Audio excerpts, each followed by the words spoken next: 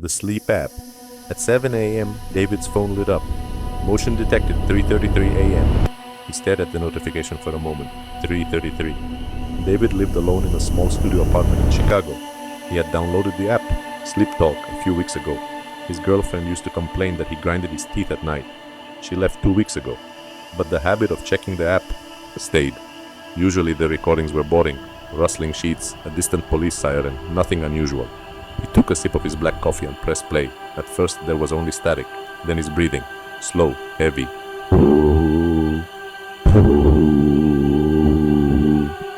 And then it stopped, not faded, stopped. A new sound came in.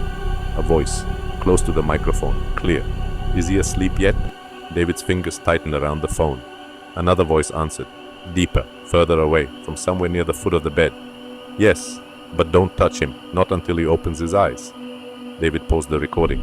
The apartment was quiet, bright, sunlight pouring through the blinds. He was the only one with a key. The deadbolt was always locked. He immediately called the police. "There was someone in my apartment last night," he said, trying to steady his voice. "I have a recording." As he waited, something clicked in his mind. Something small, but wrong. He looked again at the timestamp, 3:30 a.m. He remembered waking up last night. He had gone to the bathroom around 3:30. He remembered seeing the microwave clock glowing in the dark. If he was in the bathroom, who was in his bed? His chest felt tight. He pressed play again, turned the volume all the way up, heavy breathing. "Is he asleep yet?" "Yes, but don't touch him." And then, the sound he hadn't noticed before, faint, in the background, a toilet flushing. David slowly lowered the phone. The breathing on the recording wasn't his.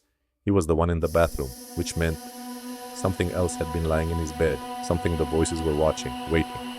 His phone buzzed again. A new notification appeared. "Recording started, now." David froze.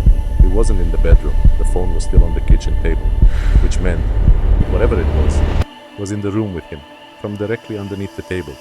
A raspy whisper. He's opened his eyes.